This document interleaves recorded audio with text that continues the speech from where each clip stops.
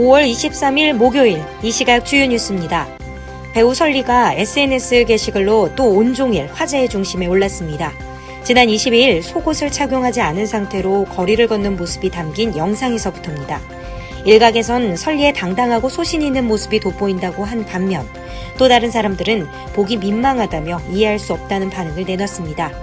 이어 설리의 SNS에 올라온 게시글은 설리가 이성민과 찍은 사진으로 지난날 성민 씨랑이라는 문구를 더해 게시물을 완성했습니다.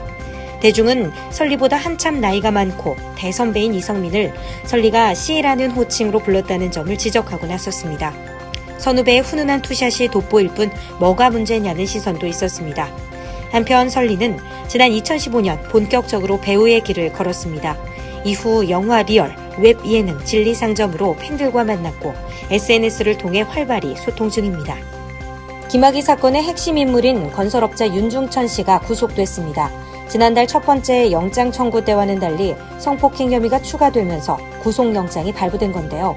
지난 2006년, 2007년쯤부터 피해 여성 A씨를 지속적으로 성폭행하고 김학의 전 차관을 비롯한 여러 남성들에게 성접대를 하도록 강요한 혐의입니다. 이 때문에 A씨가 정신과 치료를 받는 등 정신적, 육체적 피해를 줬다는 겁니다. 김학의 전 차관에 대한 성폭행 혐의 수사도 급물살을 탈 것으로 보입니다. 보건당국이 반도체 공장 노동자 20만 명을 추적 조사한 결과 백혈병 등 혈액암 발병 위험이 높다는 점이 공식 확인됐습니다. 특히 반도체를 생산하고 검사하는 클린룸이 문제로 지적됐습니다. 온몸을 감싸고 먼지까지 철저히 관리하지만 수십, 수백 가지의 유해 화학물질이 사용됩니다.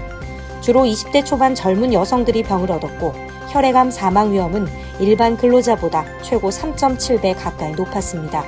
추적조사 착수 10년 만에 반도체 공장의 위험성이 공식 인정된 것입니다.